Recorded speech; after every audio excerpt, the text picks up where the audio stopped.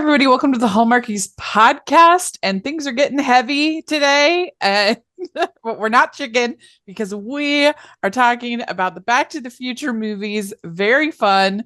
Today, we are doing this in honor of the, the 40th anniversary of the first film was released in 1985, which is insane that it's been that long. About Back to the Future. And today, in our bonus episode, and of course, I couldn't do this alone. My friend Ryan Cam is here to talk about these movies. This maybe the best trilogy ever, really high. And Ryan, thank you so much for coming on and talking with me. It's been so long. Thank you so much for having me on. Yes, I've been looking forward to this. yes, we have you on for our all the rest the preview of our Netflix and other holiday films. But yeah, we haven't had you on since then. But how's your 2025 treating you? It's been going really well. Master's degree stuff, triathlon training stuff, YouTube stuff. Uh-huh. I'm never not busy in my life. Yeah. So I'm Yeah. glad I found the time to do this with you. And it's lucky because Back to the Future is movies that I remember pretty much like everything about, so this was going to be a Yeah. relatively easy one for me because I can remember pretty much everything that happens in these movies. So it's going to be fun to talk about, and it's funny because I was just watching something about Jaws. Jaws is celebrating its 50th anniversary this year, and Back to the Future is celebrating its 40th. So Yeah. Universal is just It they're just having like the year of anniversaries this year. they are busy. They are busy. Yeah, and when we had the October 22nd, 2015, which was the date that they went forward in Back to the Future 2, I did a marathon at one of the local theaters where I watched all three in a row on the big screen, and that was super fun. And it is an experience to watch the whole trilogy together. Yeah, it's a there's been some arguments that I've seen that it doesn't need to be a trilogy. I think the first one can just be Yeah, self-contained. Like that's fine. But personally, and we'll get to it, my favorite one of these is the third one. So I'm yeah, glad it's a trilogy. yeah. And I'm glad like it kind of tells like a complete story of not just Doc but also Marty. And Hmm. I feel like those two characters just go through so much in so little time because Yeah. like they go through a lot of time, but they ultimately end up like right back to where they started almost. Uh-huh. Well, and I like how they bring it full circle that Marty, his like pride, he finally learns in the at the end of the last movie. He's like, I can't let like needles get to me. I can't let being called chicken get to me. I have to be the better person. And then that's what's going to change because that's what deletes the facts. The That's what finally does is that he doesn't take the bait from needles. And Mm. I think that you see a real arc for Marty within his character over the three films. Yeah, and we'll get more into it when we talk about two, but uh there's a whole like little sub arc, I guess, where Marty doesn't really where Marty just like you said relearns how to like say like I can't let people calling me chicken affect me. That Yeah, whole like because every time it affects him negatively. yeah, Like he's either on the run from something or something bad happens to him. Like one of the more prolific ones in two is when he tells young Biff, "No one calls me that," and then he like gets hit in the face with a door. So yeah, like that's one example that I can think of. But every time he gets called chicken or every time he is insulted, he takes it personally and it just completely wrecks him. yeah, yeah. Well, let's dive into the first movie that we'll talk about. So, 1985, Back to the Future. This movie was directed by Robert Zemeckis and written by Robert Zemeckis and Bob Gale. And this was evidently kind of their baby that they had wanted to make for years and years. They kept trying to pitch it It says the project was rejected more than 40 times by various studios because it was not considered raunchy enough to compete with the successful comedies of the era. So if you think about like movies like Diner and Meatballs and some of these 80s teen comedies, Revenge of the Nerds, that were pretty raunchy, that's what they thought the teens, I guess, wanted. Even Breakfast Club's an R-rated film. I mean, that wouldn't come out till when is Breakfast Club? I believe it was 85. Oh, so the same thing. So yeah, so the same year. So there were a lot of like more R-rated, edgier movies coming out for teens at that time. There was also Blues Brothers, which came out in Yeah. 82 or 83. Or no, wait, 1980, excuse me. I'm getting my dates Yeah. crossed. But No, that's true. Caddyshack also, Animal House, that was, in college. Christmas Call it Vacation later in the decade, which is not the raunchiest thing, but I mean, there's still some very adult jokes in that one, and I'll just leave it at that. well, yeah. So later on, I mean, so yeah, so yeah, the first National Lampoon's Vacation movie, that was 1983. Hmm. That so and then there was Slapshot, which is a little older than teens, but still that's pretty vulgar. So there was just it was sort of the era of, I guess, these more raunchy comedies, and that's what they were thinking that people wanted. And so that's, I think, kind of fascinating, is that like, I mean, just like anybody, I think Hollywood can get in these like bubble where it's like, well, they're in this lane and they're so afraid of taking any kind of risk. Whereas like later down the line, there'd probably be a period where they wouldn't want to take the risk on the raunchy comedy, that would be the risk. And some doing something like Back to the Future would be the safe option, so it is interesting how things go. But it sounds like as it might have been a blessing in disguise, because I think they kept working on it and making it better and better and better so that it was ready for when they finally got the chance. So I It think maybe they just maybe Zemeckis and Gale just weren't like ready for that opportunity at the time. yeah, They just needed to go back to the drawing board a couple more times, and then when they were finally they did what they did with the finished film is like, oh, well, yeah, maybe they just needed to polish it like a lot, and sometimes that's just what a movie needs, and yeah, sometimes that's what directors and writers need to do. yeah. Well, and what's funny to me is Like that, doesn't make sense in the yeah, it yeah, doesn't make sense in the moment, but at the end of the day, it makes the struggle weirdly worth it. yeah, absolutely. What's funny to me is that I don't really think of Back to the Future as a comedy.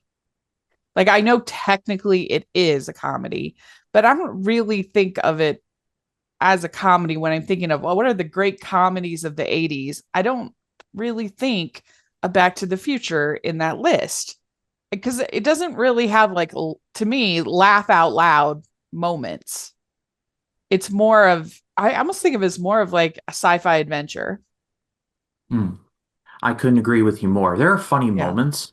Mm-hmm. The one that gets me the most, and one my dad and I quote all the time, is when George is freaking out because he saw like Darth Vader, like Marty in the Oh hat yeah. suit.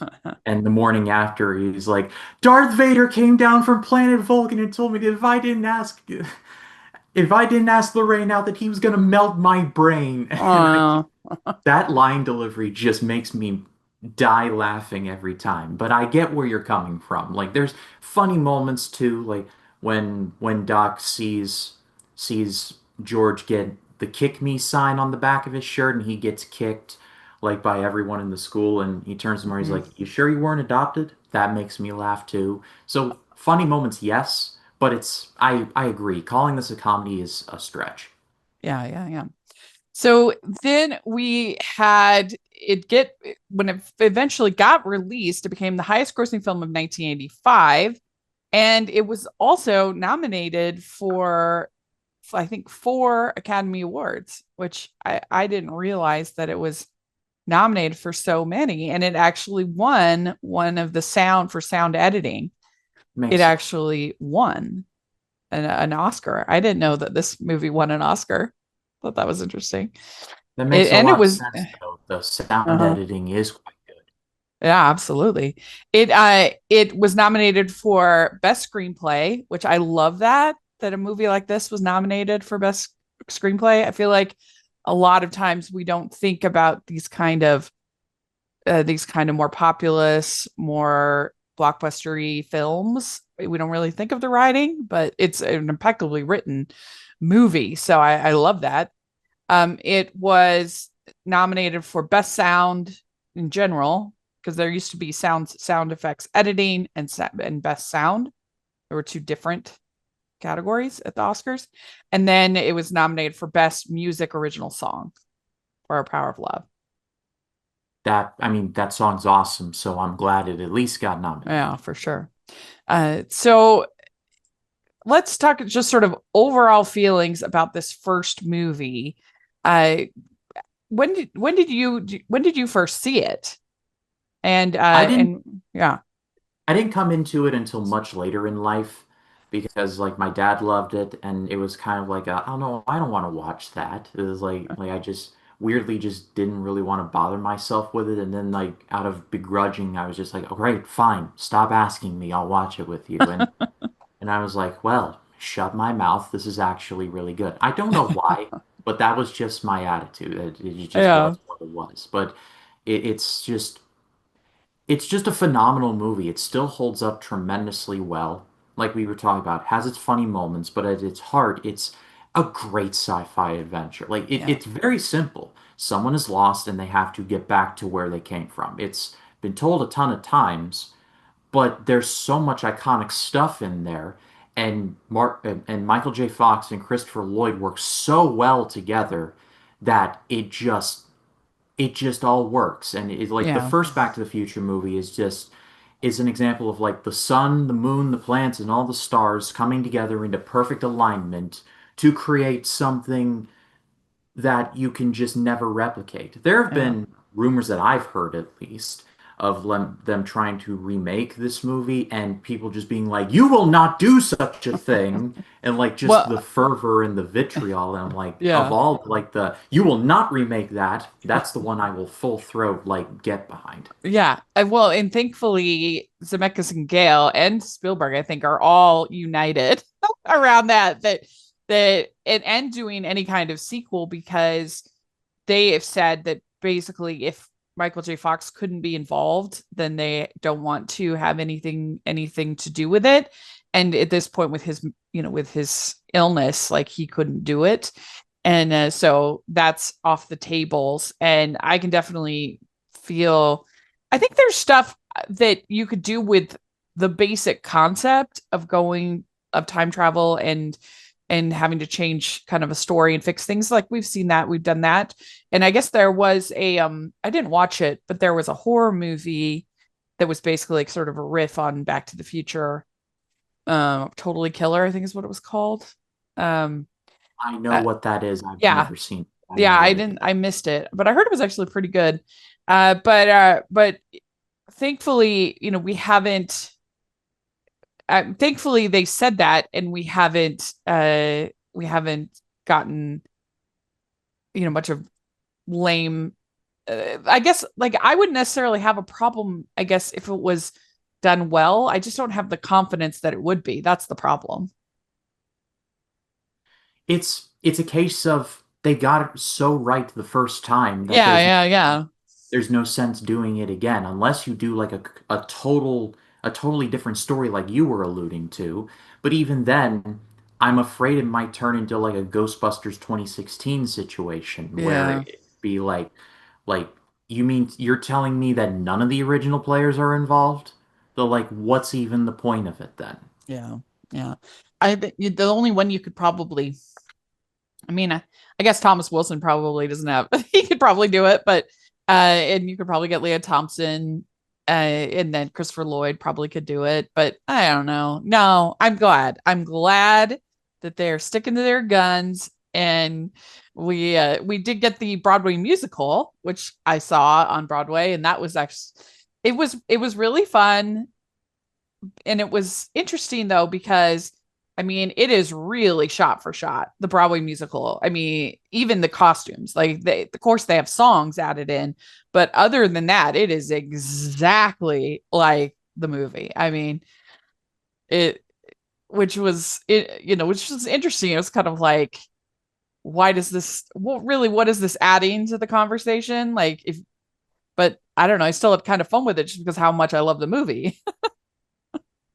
I'll need to like hunt down some footage of that because Yeah. I am curious to see how Back to the Future the musical would Yeah. work. If you liked it, then clearly it's good. So I'm Yeah, gonna have the to. spectacle of it is quite outstanding. That was the I guess if it added anything, that's what it added, is the way they did like the time travel and the lighting and that was pretty fun. But like I said, even the costumes are exactly the same. I mean, they make no changes to the story. So it was a choice they made. And But I did enjoy it. I did enjoy it. I get it why, especially they're like, especially a certain degree of theater fans are kind of are very tough and turn their nose up at the idea of so many of the Broadway musicals these days are based off movies. They're either jukebox musicals or they're based off movies. And I get that. And so it can be kind of annoying. But I mean, I mean, what are think you of gonna all the do? musicals that have become movies and vice versa. That's true. Usually terrible. Usually it's bad, but oh That's a well. good point. Yeah. But I'm just saying Yeah, it's a bit of a two-way road. I guess that's my yeah, point. absolutely. Ho, ho, ho! We'd like to take a second and thank our sponsor for this episode of the podcast. It's the Hallmarkies Patreon. Do you love Hallmarkies podcasts, especially at Christmas? Do you enjoy the holiday previews, recaps, interviews, and bonus episodes? If the answer is yes, please consider supporting the Hallmarkies Patreon. We need your help to do what we do both during the Christmas season and all year round. But not only do you help a podcast led by strong, independent women by becoming a Patreon, you get to become a part of the Hallmarkies family. Starting at only $2 a month as a patron, you will have access to our Facebook Patreon group where we talk about the movies, shows, and more all year. We also have many monthly patron watch-alongs with guests like Lacey Chabert, Natalie Hall, Paul Campbell, Mary Lou Henner, and more, giving their behind-the-scenes details of their films. As a patron, you also have the chance to provide input into the podcast and even join us at different tiers. So this Christmas season, spread some cheer to the Hallmarkies Patreon and become a member today. You won't regret it. Go to patreon.com/hallmarkies to learn more. That's patreon.com/Hallmarkies. The As far as this movie, I don't remember when I first saw it. I always remember as being a part of my life. I I remember actually vividly watching it with my grandma, who I loved so much. And when he says like, what did we become? What did we become, a-holes? And I said it, I repeated it, and she's like, oh, you should say that word, and I was like, oh no. And that was pretty young, so I watched it for a pretty long period. I never had, I have no memories of Back to the Future not being a part of my life. No, I So love that story, and I love the cursing in front of grandma and be like, "You will never say that again." yeah. I just love that. But I really do think it is a perfect film. Like, Mm. sure, you could say there's critiques to be made, but as far as the the pacing and like, would I make any like substantial changes? No, I would not. I think it's perfectly cast. I think it is so well paced, and it's just so entertaining. It is a blast. Yeah, Yeah. you can watch this in any era, in any age group, and it'll still resonate. Yeah, it really will. And what I think it does as far as a story, I think you can make an argument that it's actually most a coming of age story. Mm. And I think that's I why we connect with it, because it's really about not only Marty going from this prideful, kind of quick tempered teenager. You see this arc from him uh, over the course of 3 movies, but also he comes, especially in this first movie, he comes to know his parents as like full-fledged human beings in a way that he wouldn't have otherwise. And I think there is something to that coming of age process that for most people, I think you have a moment where you're like, oh my gosh, my parents were just trying their best. Like they were just figuring it out as they went, and you kind of, there's a moment where you sort of humanize your parents and you acknowledge their humanity. They And were doing the best they they could with would the information they had at the time. absolutely. Yeah. And I think that's like an important moment in most teenagers' lives. Yeah, I couldn't agree with you more. And then there's like I love the line in the opening where Marty's talking to Jennifer and be like, my mom, and like she lived like a nun, and then he like sees the like she drank like out of her And mom's liquor smoked. cabinet and Yeah. spoke too. And it just like he gets this information, and then he learns that his dad like wrote sci-fi stories, but in the pre-time change, like he just basically became a doormat for Biff, and then in the post-time change, he actually writes his sci-fi novel and subtly Yeah. kind of motivates his dad to actually take the jump on that. Like if you put your Mhm. mind to it, you can accomplish anything. I Yeah. love the spirit of that. And Yeah. I don't know, and kind I don't know if we'll touch on this. I just thought of it. There was a theory, and I can't remember exactly where I read this, but I read it many years ago. Like Doc Brown, like sort of kind of created this time machine not knowing if it would actually work, and it was made of plutonium, so it was kind of like a suicide attempt kind of way. I don't know. Like Mm. it's a theory I read years and years and years ago. I can't remember where, Yeah. so I could be exaggerating something, false memory type stuff. But it's one of those things also too where my point is that Doc goes through a lot too over the course of these movies That's because true. you see in the opening of the movie where it's like he hasn't been there for weeks and all of his gadgets are like operating as if he's there but he's not. But then you see in the newspaper clippings he was rich and then he lost everything and then his parents died and everyone thinks he's like a kook and just like there's just this subtle lore drop, if you Yeah. will, of Doc Brown being like going from this big deal to nothing. And Yeah. so he kind of creates this time machine like made of plutonium, which he got from some very suspicious folks, as Yes. being like, okay, this might work, but this might not. Either way, I'm gonna find out, and I'm gonna have my best friend, my only friend, as a witness. So there's a Well, dark undercurrent there. yeah. Well, let's talk about that, because that is one of the things that I never really thought about until someone pointed it out. Like, how weird is it that Marty and Doc are friends? Like, It's what? bizarre. Why are they friends? If there's like anything like legacy sequel that I do want to see, I want to see like the pre like Yes. Marty and Doc like friendship like movie. I want to see Yeah. what happened to bring these two together. Was Doc like one of his school teachers and they just like got along? Like no one Yeah. knows. No one knows. See, that's the crazy thing. So this in this introduction, in these introductory scenes, he Doc calls Marty up at 12:28 at night. Like, are you gonna come and help me? And so then Marty shows up at the mall at 1:14 in the morning. Like, how? Like, and Exactly he 114. he really should be complaining about his parents, because I don't know that many parents that are like, sure, my my high school child, my teenager, go out at 12:28 at night all by The yourself 80s in the the 80s were different. yeah, the 80s were different, evidently. I'm like, who calls a teenager at 12:28? So this friendship is, but I never really thought about it until someone pointed it out because I actually did have quite a few adult friends as a teenager. I was a big mentor person. I've always been a big mentor person.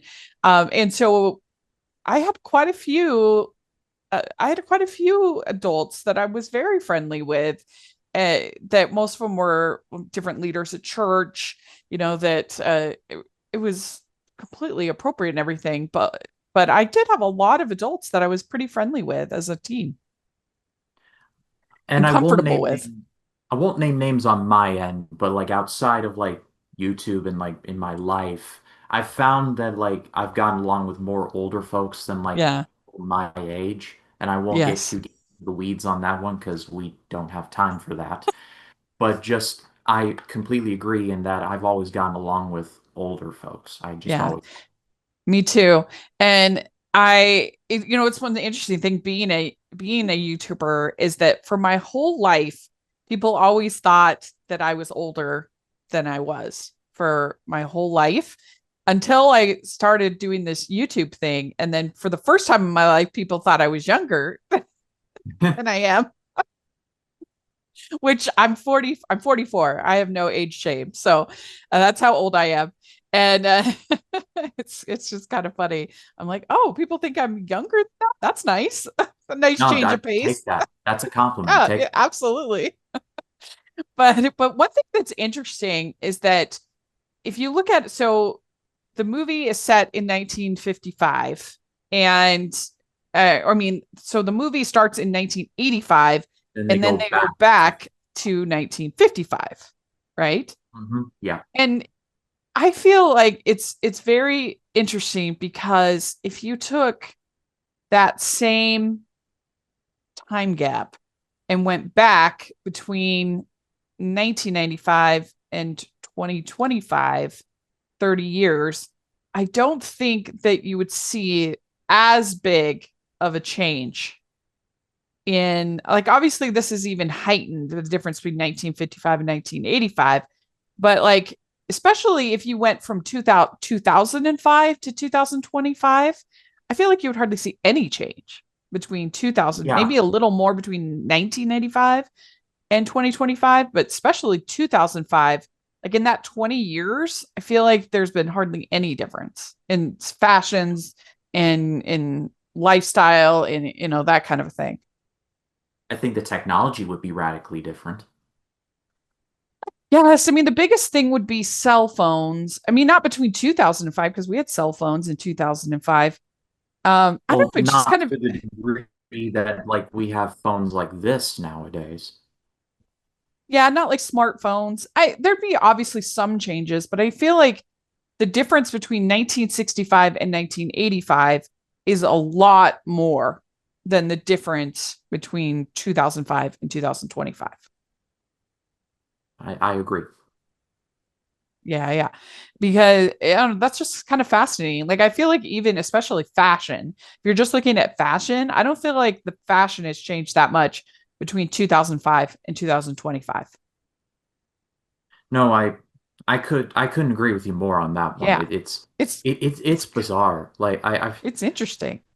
like you look back at like certain things from '05 and be like, oh well, like it's literally a oh, not much has changed too. Wait, that was a thing with like Yeah. no in between. Yeah. But anyway, so the movie it starts out with Marty going to help Doc at the mall.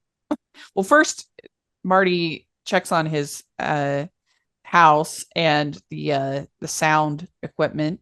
We get the sound check. And then we have them meeting up at night. We see that Marty is from kind of a broken family. His parents are very depressed, very cynical. Crispin Glover and his laugh, the Yeah, like right. just the most cursed laugh of all time. And then like like they have like Lorraine has the sister, or not the sister, the brother, Uncle Jailbird Joey, and like Yeah, there's for Joey, they have the parole and they cake. parole again, wham, and like the most pathetic cake in human history. And And when, I've watched Cake Wars where I've seen like cakes literally fall down in front of the judges, and I'm like, that's still more feasible than like this like pan cake looking thing. yeah. Well, and his siblings are just kind of losers. It's just meant to paint a pretty bleak picture for Marty. Yeah, outside of Jennifer, he really doesn't have anything. No, no. And we learn about the Enchantment Under the Sea ball and that it was the first time that they kissed and that George and Lorraine kissed. And I would in a way be interested to hear how the heck that the real version of George McFly, how he got the courage to kiss Lorraine I without mean, Marty's help. apparently, yeah, that's what I want to know. Is like Yeah. kind of like an Elseworld kind of. What if Marty never showed up? Like what was the process? Because I understand that her dad saved George from the hit, the hit and run basically. In the real reality or whatever, in the other timeline. And so that's how they got to know each other. But still, like he doesn't seem like the kind of guy that would be able to rustle up the confidence to kiss Lorraine on the first date at the Enchantment Under the Sea dance. So yeah, Yeah, it's kind of it's interesting. an interesting little thought experiment. Yeah. So then we have him ending up we get the explanation of the time travel. We get Einstein, the dog, going into time, and then the Libyan terrorists come in and they attack because he took the plutonium from them. And just it's weird to think like thinking about that. I'm like, would this like thinking about it like does this hold up today? Or, like it's probably this is that part of it feels like the part that like has aged the worst Yeah, because it like probably. the most generic Islamic people of all time, it feels like. Yeah, I think they could have just, there's no need to say Libyan. That you could have just said terrorist, just make him generic. I think that's what we do now, kind of like with Top Gun Maverick, that it's just like some generic fake country. It's not like any real country that they're Yeah, attacking. I think that's what we do they're now. they were very careful to like not implicate certain nations in that. Like I think the Yeah, most we got of absolutely. it was acknowledging that it was MiGs and like my limited knowledge of like air like aviation history. Like MiGs is usually like talking about the Russians, but I'm pretty sure they didn't want to touch that.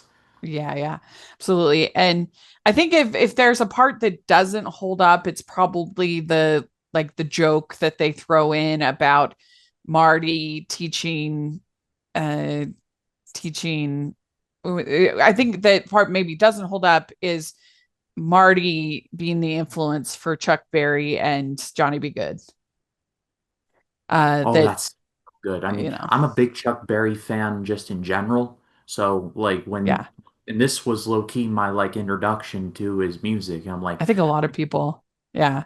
Like it, I and mean, I don't think they're really trying to like, oh, white people do everything. Like I get it. I get the complaint and I think it's valid, but like I don't think that was their intent. I think they were just trying to be like cute and but that's also probably a part that they wouldn't do now if they were going to redo it. probably what happened is that Robert Zemeckis and Bob Gale were huge Chuck Berry fans and they wanted to pay homage. That's Yeah, it. absolutely. Yeah. Be all that happened. These days, everybody's talking about weight loss meds, but fewer people are talking about how hard they are to access. That's because hers is changing that with transparent pricing, expert care, and a personalized plan that's actually built and priced for where you're at. Weight loss by Hers is realistic and not restrictive. Hers provides access to affordable weight loss plans built around oral medication kits and GLP-1 injectable options, with oral medication kits starting at just $69 per month with a 10-month plan when paid upfront. This isn't cookie cutter care that forgets you in the waiting room. It's your health and goals put first, with real medical providers making sure you get what you need to get results. Whether you want to lose weight, grow thicker, fuller hair, or find relief for anxiety, Hers has you covered. Visit forhers.com/Hallmarkies to get a personalized, affordable plan that gets you. That's forhers.com/Hallmarkies.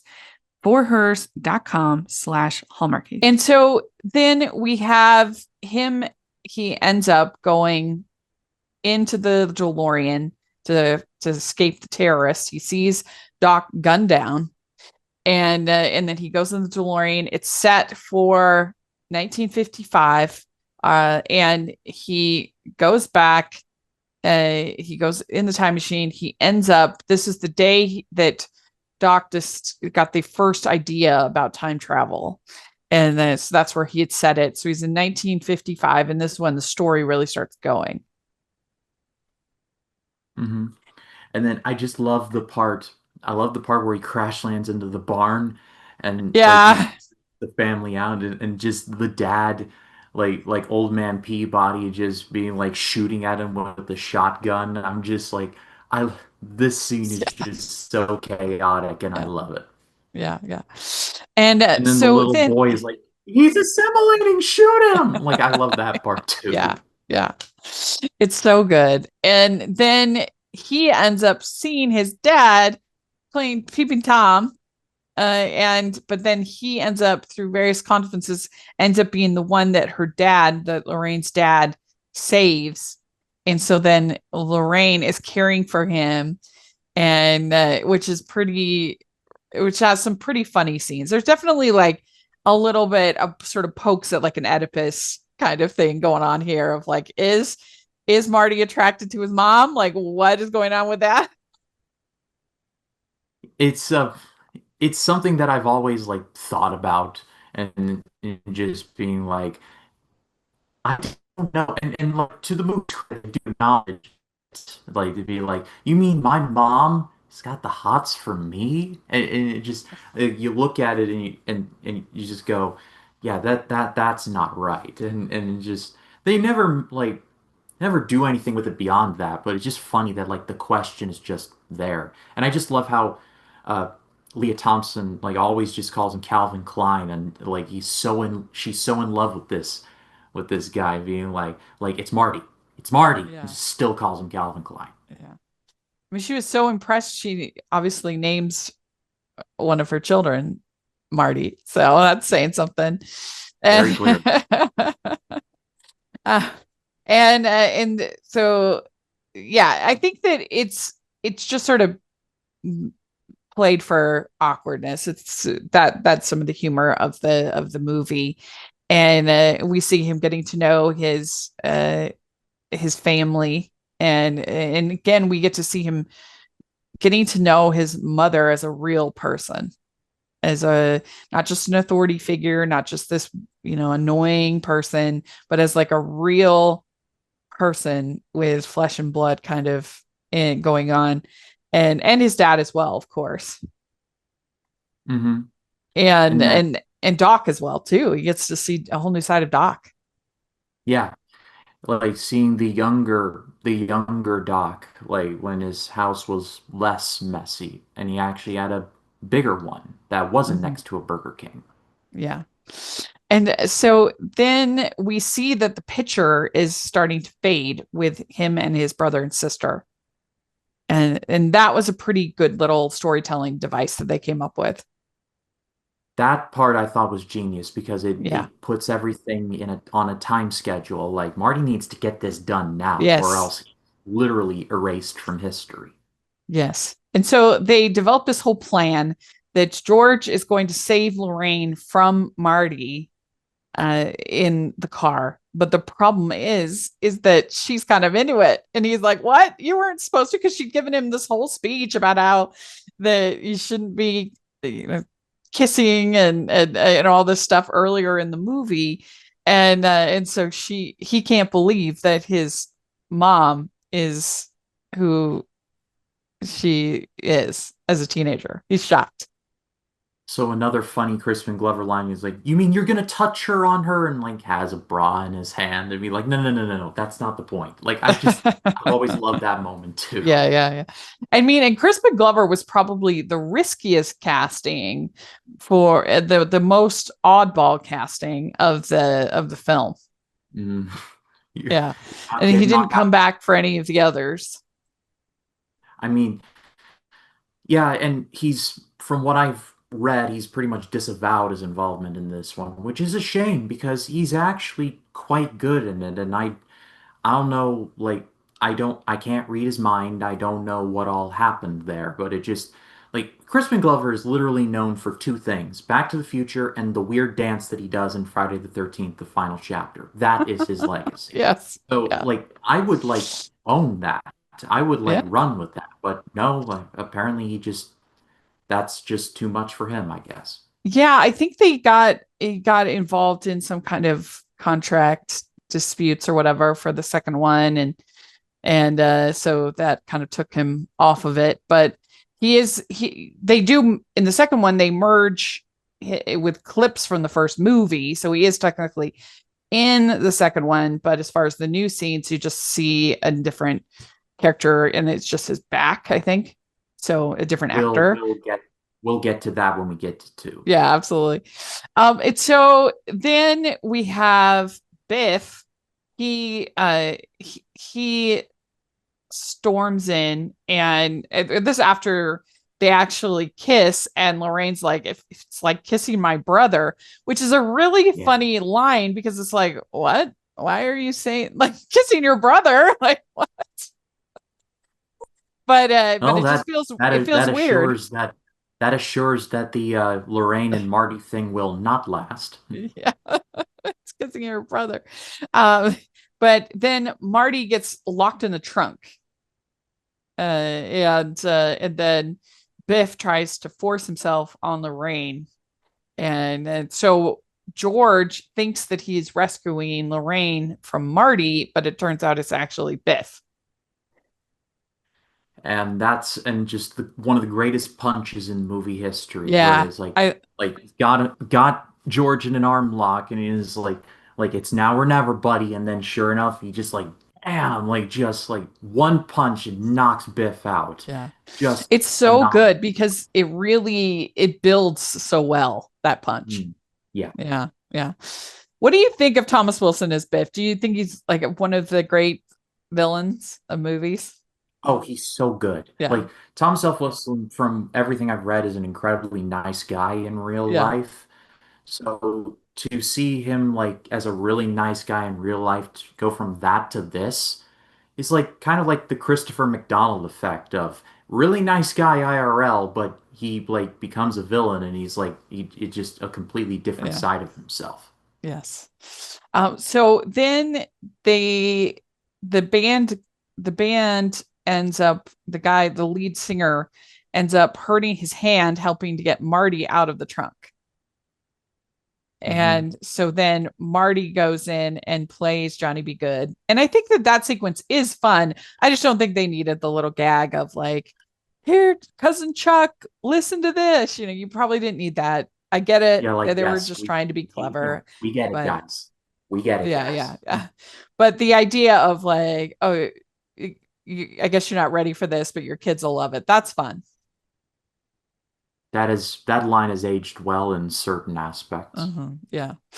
And so then Marty writes a letter to Doc explaining about the terrorists in 1985. But then Doc sees it and he rips it up. He's like, no, because they've developed this whole plan of how they're going to, because they have to use lightning to get the gigawatts to to cause everything to work.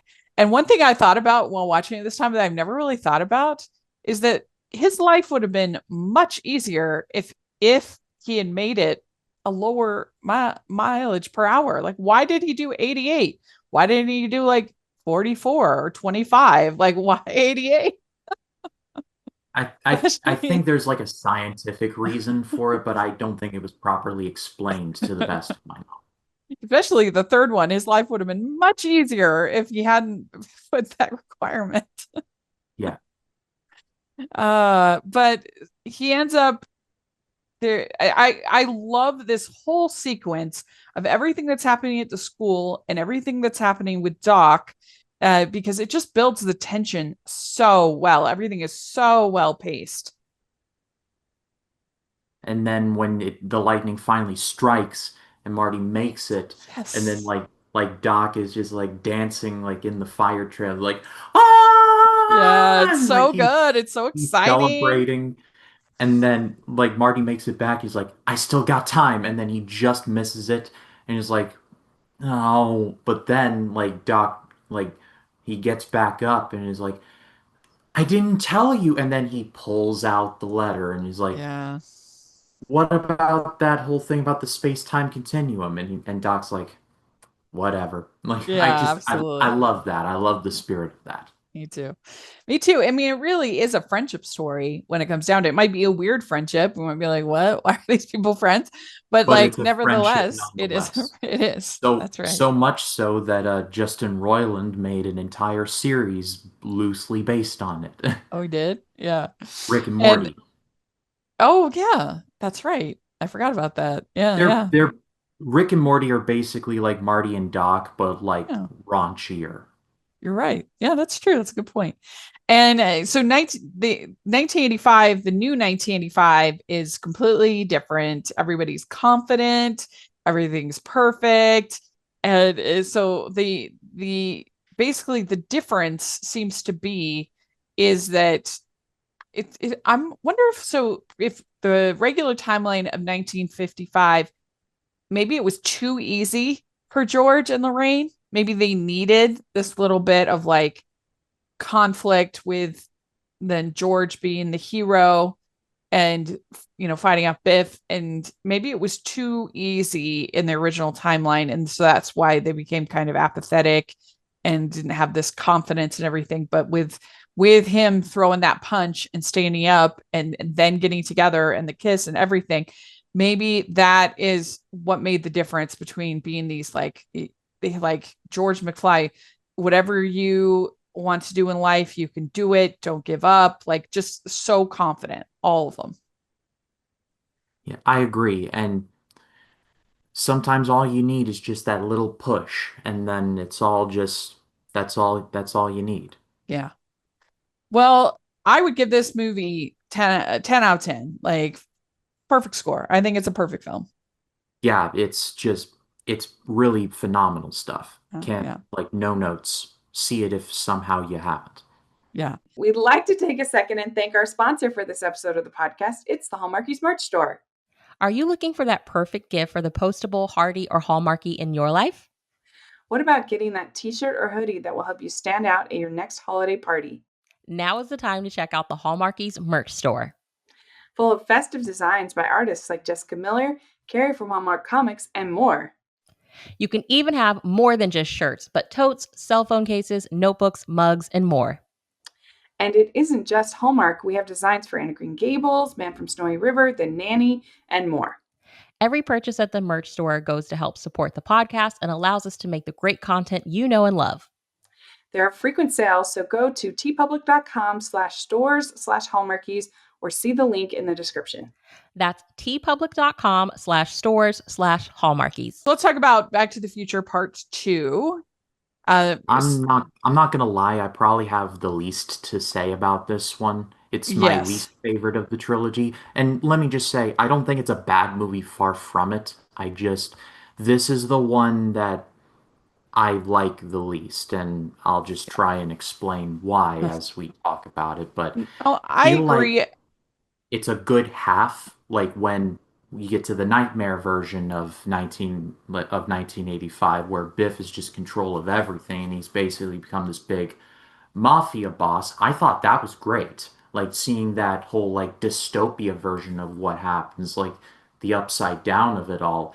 And then Yeah. they just do the first movie again. I just I don't know. I've never been a fan of that decision.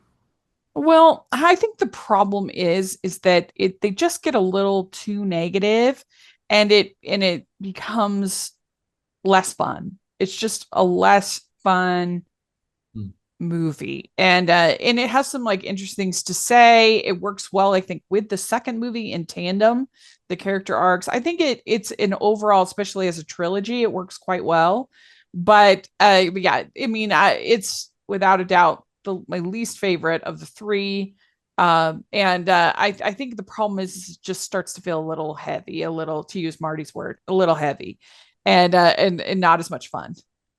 It especially gets dark, like when Marty first shows up in The Dark 1985, where he Uh-huh. finds Strickland at his house, the principal at his high school, Yeah. like pulls a shotgun on him and is like, "You've got 10 seconds to leave," and then like is gonna shoot him in a very private place. I won't say Yeah. where, but It's I like it's really like a dystopian in this alternate it's reality. I it's mean, as oh, dystopian as it gets, and it all really yeah. boils down to Marty just wanted to buy a souvenir. And That's all he wanted to do, and it just set yeah. off this whole big chain of events. And my favorite part of the movie is when Doc is explaining the conundrum that they're in, is like, we're here, we need to be here. And the only way we can get here is if we go back to where we were in order to get Yeah. to where we're going. And so but him breaking it all down is suitable buildup of the stakes to where it lays the groundwork for two, the rest of two,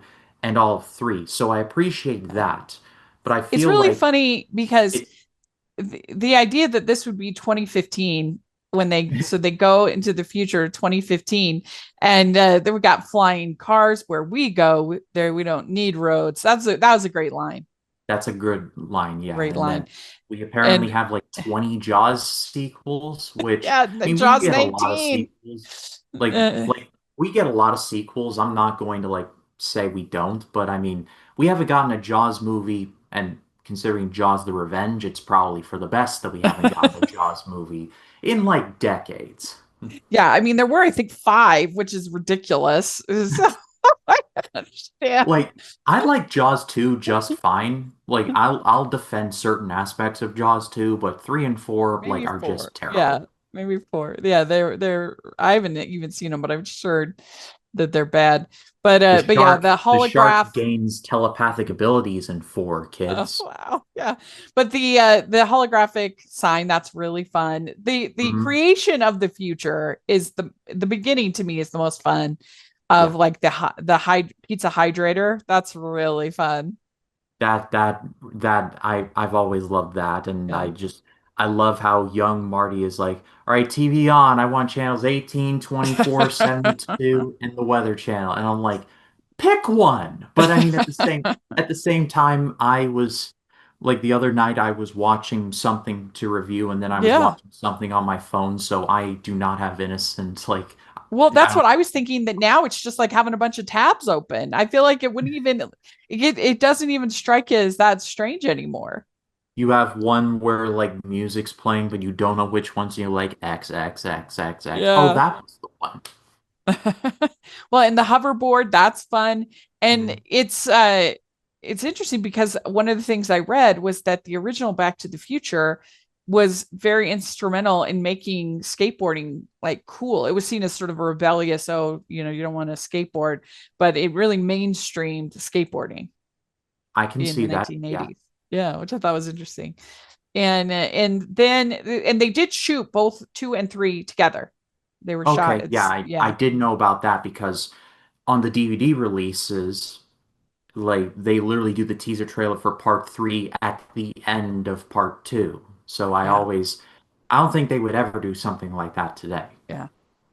Well, the one thing that I think is a little weak at the beginning of this movie is the whole motivation for Doc bringing Marty and Jennifer to the future is a little weak. The idea that, okay, so Marty has let his temper get the better of him, which has caused him to make all these bad deals and have all these problems. But then the real motivation is supposedly they're going to stop his son from getting involved with Biff's grandson Griff and their gang.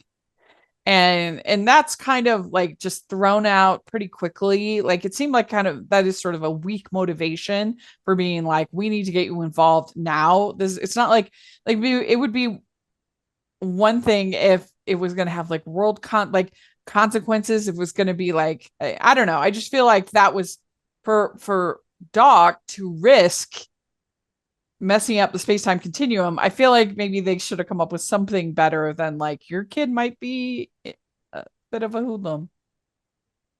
He might turn into a criminal. Like, Yeah, you might turn into a criminal. Like what?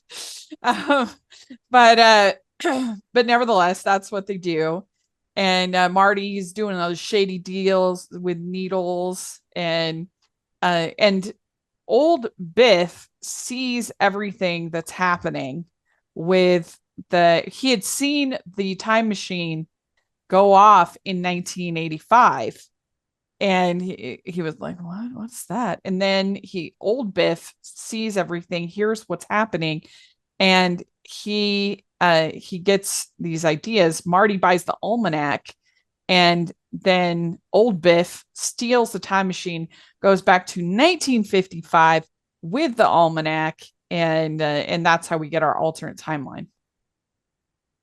Robert Zemeckis has directed some very good movies, and I think his biggest Achilles heel is that he finds a technology and he's like, I'm going to Yeah, use this. it's Like true. So we true.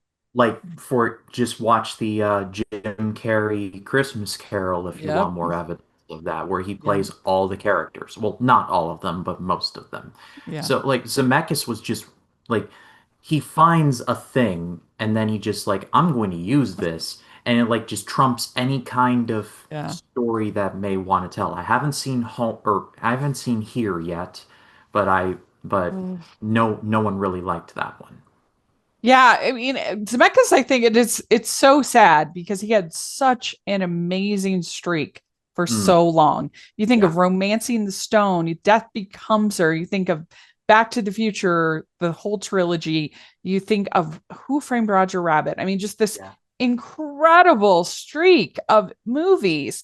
And oh man, it's been rough. I mean, he might be responsible for making the worst movie I've ever seen in that Pinocchio remake. I mean, that is Oh, I absolutely I forgot he directed that. atrocious. I forgot he directed that. It is unpardonable. Like there's Yeah, other it's bad movies, but I would rather watch like something like The Room or something like that. I would rather at least watch that over this Pinocchio. It is an absolute atrocity. at least The Room is entertaining in like Yeah, so bad it's good kind of way. Like Pinocchio, I exactly. was just sitting there like, how much longer do we have? An Yeah. hour. And Shoot. it's not like desecrating a classic, The Room, you know. And so it's what has happened. There's like this whole group of 80s filmmakers who have really struggled to Mm, adapt to digital filmmaking.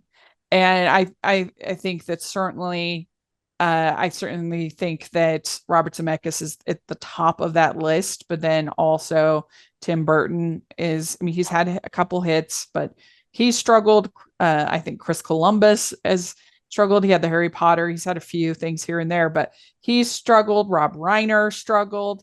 There's like that, a lot of that kind of crew of mainstream blockbuster filmmakers have really struggled in the 2000s and it's a forward in this shame really century. because it's a shame really because all of them had like the 80s and 90s they absolutely crushed, and then it's like Yeah. that new millennium hit and they were just like we don't remember anymore.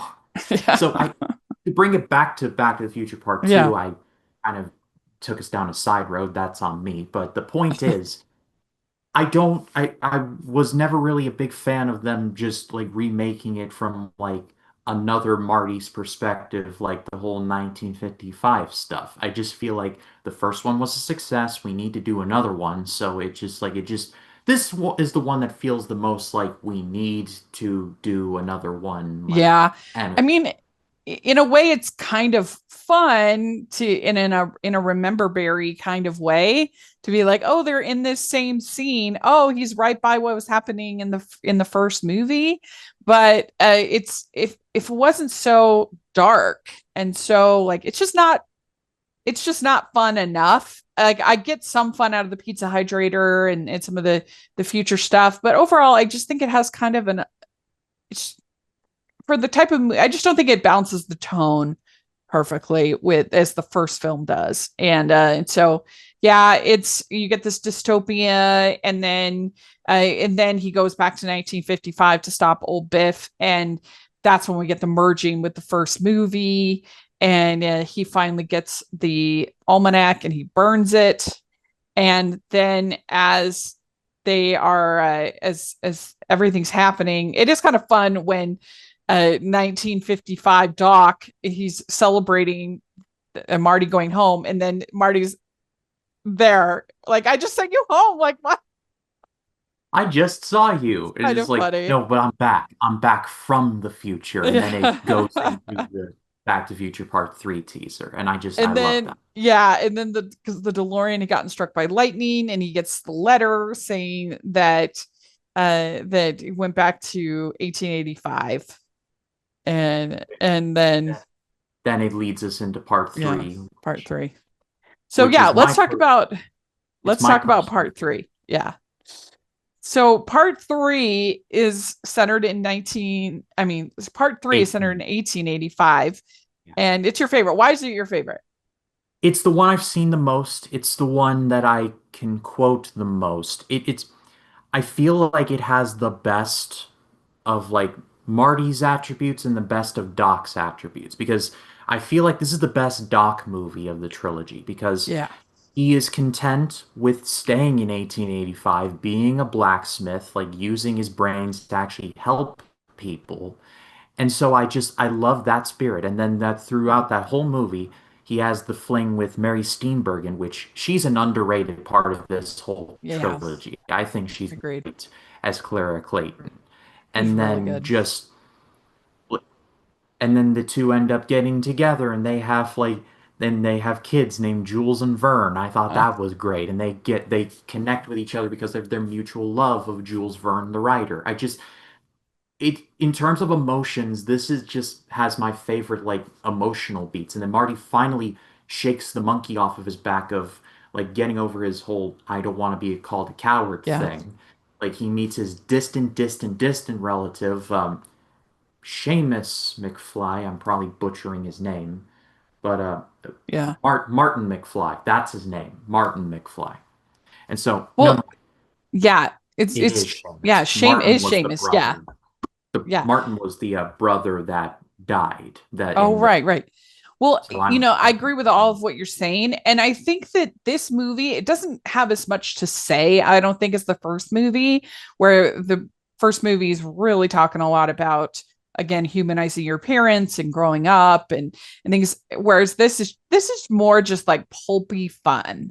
And I think it works on that level. It's like it's a blockbuster entertainment that really has everything. It's got romance, it's got adventure, it's got laughs, it's got everything that you could want in a piece of mainstream blockbuster entertainment. yeah. And that's why I was struck by this time. And really, Mary Steenburgen was a pretty good get for them at this time. She was an Oscar winner, and at this time, so she was a pretty big get for a movie like this. And I think she's good. Was she in Parenthood before or after this? I can't remember. After. So Parenthood was in the 90s, actually, I think. Let's see. Oh no, no. They would have been so Parenthood was 1989, and this movie so this movie came out in 1990, so it would have just happened. Parenthood would have just happened.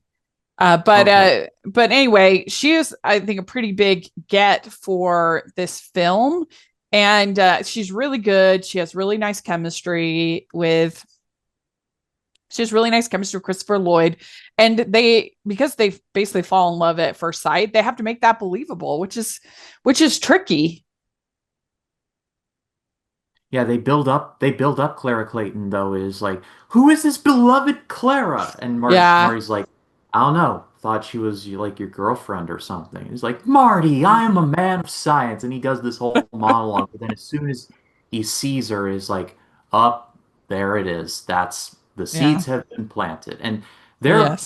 their breakup like at the 3/4 mark Yeah. where basically has to tell him that I'm from the future. That breaks my heart every time. Like it's very put on, like oh, they're clearly gonna get together at the end. It's like tale as old as time, but I don't care.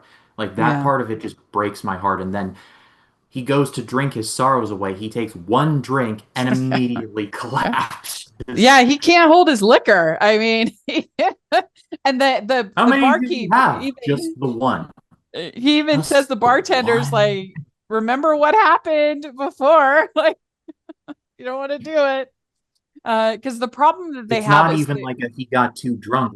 Like he just had one drink, like yeah, one like this much alcohol, and he's already on the ground. And they have to make that awful like concoction of like the wake up juice, and just Christopher Lloyd's reaction to that to like the oh, just like he sticks his head into the horse yeah, trough, which I'm sure must have smelled amazing.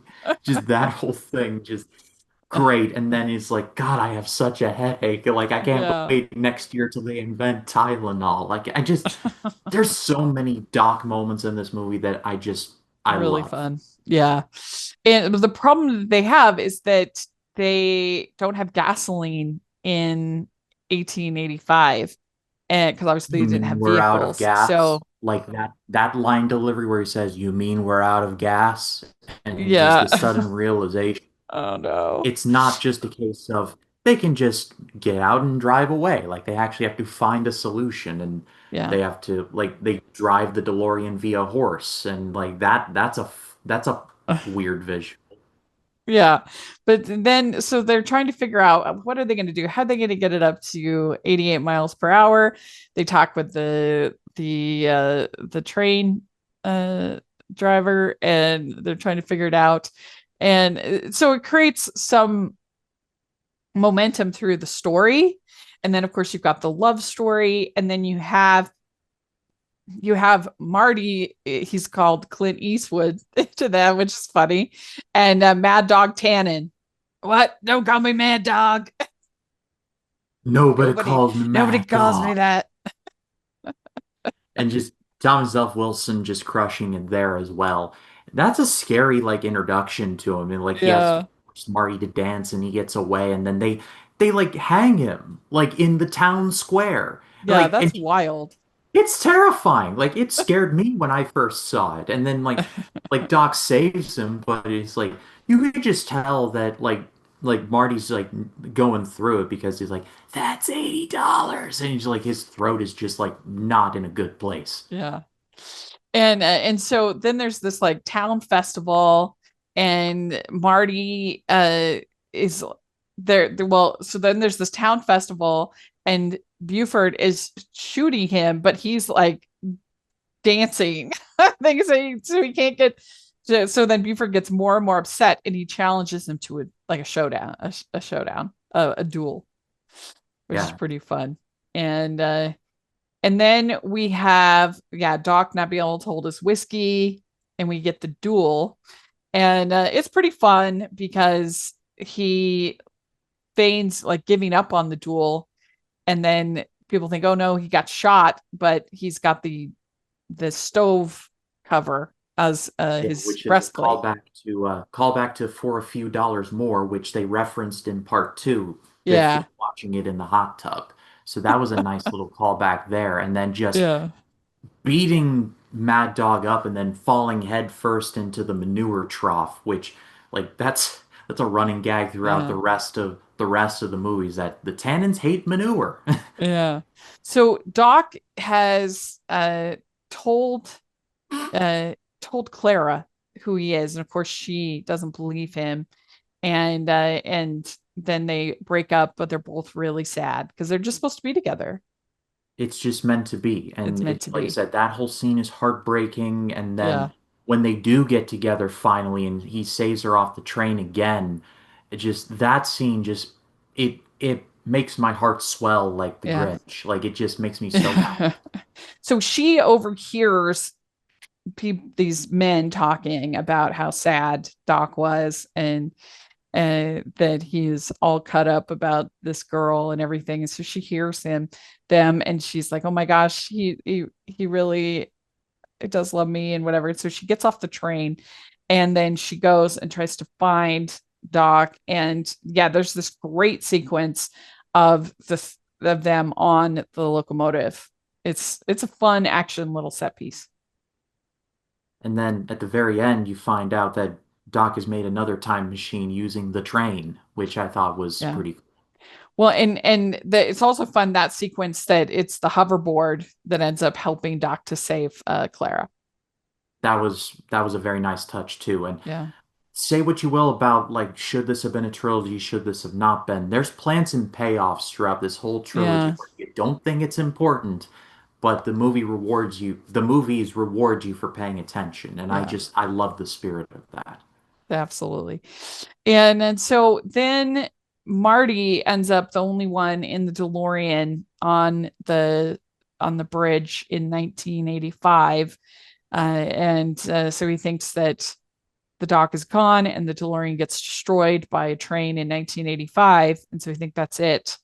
And then yeah, we see Doc, Clara, and their two children, Jules and Vern.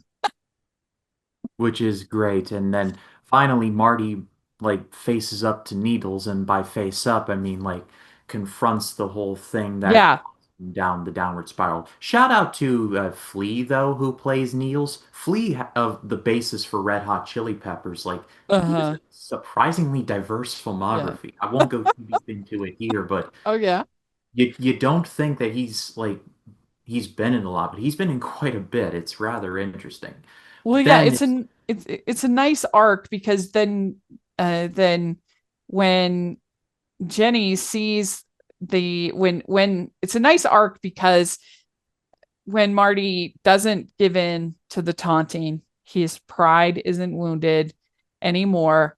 Then that's when Jenny opens the note and sees from the future and sees that has disappeared. So Marty's not being fired. He's not the whole problems that started in number two have been done away with. And she asks Doc about it when Jennifer says, and he says that it means their future has not yet been written. Go and make it a good one. Great ending. yeah, it's a nice little bookend. I always just appreciated that. Yeah. And so that's how it ends, which is a really nice way for it to end. And then Robert Zemeckis and Bob Gale, they have an agreement with Spielberg and Amblin that any further installments in the Back to the Future franchise will not be made without their involvement, and have stated that another film is not going to happen. So I admire yeah, I admire the fortitude of that. Like, I do oh, too. you want to make another one? Well, we need to be there. So like Yeah. I I I I don't think there ever will be another Back to the Future movie. There really shouldn't be, but crazier things have happened.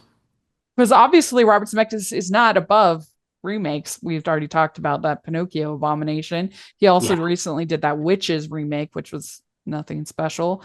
Mm. And so he's not not opposed to doing that, but at least as of now, he has kept away from Back to the Future, which we can all be grateful for that.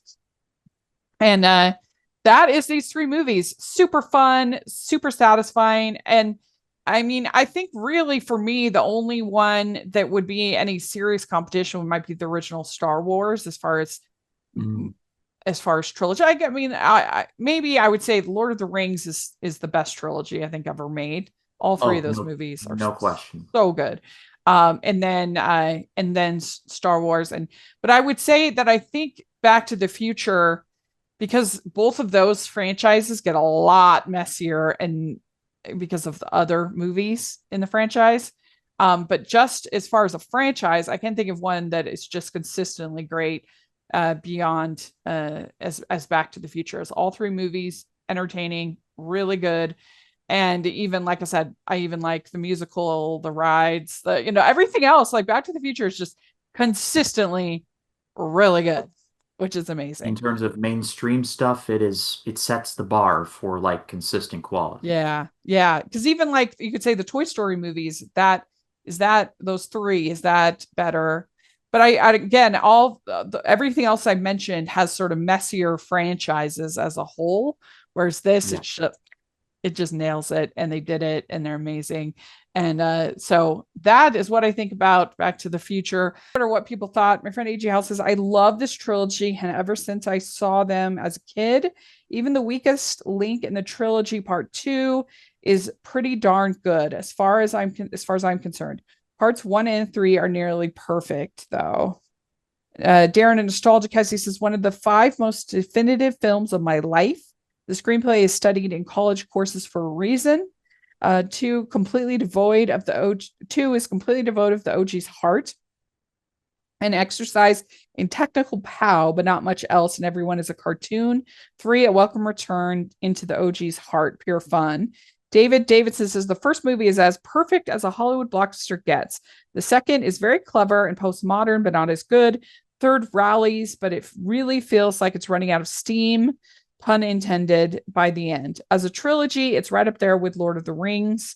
We have Fantastic Beasts. She says 1 is great, 2 is fun, 3 is boring. CK Takato says it's one of the best trilogies and still holds up, and part 2 is my favorite. Gavin Owen says my favorite movie trilogy ever, absolute perfection. Digikate says one of the best film trilogies of all time. CM Water says magnificent first movie, solid if not flawed follow-ups. Film Gamer, 1 is good, 2 is whatever, 3 is all right. And then Gavin Mike Blue says meh, and then kidding. Kidding. So that's some of what people think about Back to the Future. Let us know what you think in the comment section or on Twitter. Would love to hear your thoughts. And Ryan, where can people find you?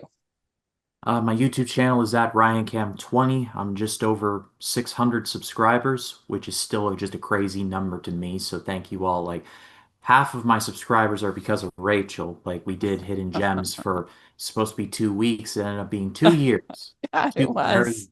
Two very fun years. Yeah. But half of my subscribers like know who I am because of you, and I can't thank you enough for everything that you've done for me, and hopefully, knock on wood, will continue going forward. Absolutely. About a week or so ago, or maybe less, I did a review of Superman Returns with Robert Meyer Burnett, who, I mean, has actually worked on that movie, and he's worked on a lot of movies, but my co-hosts and I wanted to bring him on to like tell some stories, and he did. It's over 2 hours long, That's amazing. But he was so giving of his time, and he told a lot of great stories. I can't recommend that one enough. I've been reviewing all of Joseph Kosinski's directed movies in honor of F1 coming to theaters this coming weekend. I don't know when this is going to drop, but F1 is coming to theaters very soon. I'm so looking forward to it, Rachel. I know you've seen it and you love it. So yeah, I'm so excited for it. Yeah. Because some of it was actually filmed in my backyard, technically, in Oh, Daytona at the Yeah. Speedway. So I'm looking forward to seeing that. Yeah. Only the Brave is forthcoming. I love that movie so much. I can't wait for you all to see that. That's underrated. And I've got lots of other content coming up. So if you haven't checked me out, please do. And you can find me at Rachel's Reviews, all over social media, iTunes, YouTube, and on Rotten Tomatoes. So check that out. Also, make sure that you're following the podcast, Hallmarkies Pod, Hallmarkies Podcast, all over social media. And if you are listening on iTunes, please leave your ratings and reviews. That really, really helps the podcast a lot. And it's a free thing you can do to help the show. If you like the show, please review it on iTunes. And if you are watching on YouTube, please give the video a thumbs up, subscribe to the channel. I would appreciate that so much. We're almost at 10K, and that would be amazing to cross that barrier. Please like and subscribe. And we have our Patreon group, which is the biggest way you can support everything that we're doing. You get to be part of watch-alongs and Q&As with talent, and you could have bonus episodes and all kinds of fun stuff. I really try to make it worth your while to join the Patreon. And then we have our merch store, which is really fun. We've got lots of fun designs. Make sure to check that out. And thanks so much, everybody. We'll talk to y'all later. Bye. Bye.